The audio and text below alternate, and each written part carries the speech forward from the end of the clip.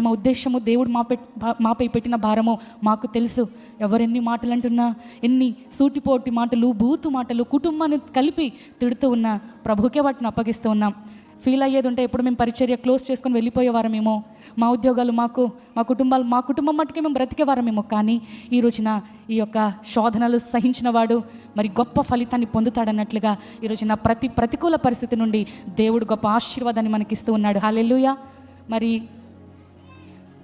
Stella indoor stadium విడిచిపెట్టి వచ్చిన తర్వాత నేనైతే చాలా కృంగుదలలోకి వెళ్ళిపోయాను. ప్రభు ఏంటయ్యా మా పరిస్థితి అని. కానీ పాల్ గారు ఎక్కడ కూడా వెనకలేదు, తొణకలేదు.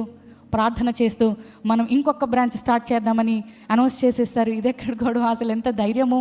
ఇప్పుడే ఉన్నది పోయి మనం బాధపడుతూ ఉంటే మరొక బ్రాంచ్ అని అనౌన్స్ చేస్తున్నారు అని చెప్పినప్పుడు నిజంగా ఎందుకు ఈ మాటలని ధైర్యమునిచ్చే మాటలండి. నేను ఎప్పుడు ఏ కృంగుదలలో ఉన్నా అది కాదు, మనం చేయాల్సిన పని ఇది.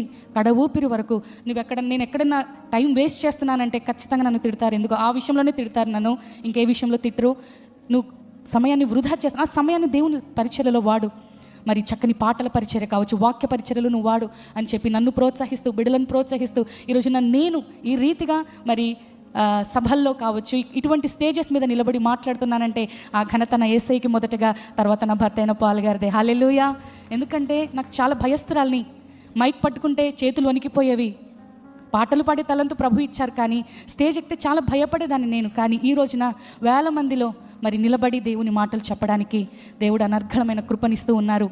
తెలుగు రాని నాకు తెలుగునిచ్చి ఏ భాషలోనైనా అర్థం చేసుకుంటూ మాట్లాడగలిగే ఆ యొక్క క్యాపబిలిటీ దేవుడు ఇస్తూ ఉన్నాడు. అందుని బట్టి ప్రభుని స్తుతిస్తూ ఈ యొక్క నూతన సంవత్సరంలో ఇవన్నీ గుర్తొస్తూ ఉంటే దేవుని స్తుతించకుండా నేను ఉండలేను.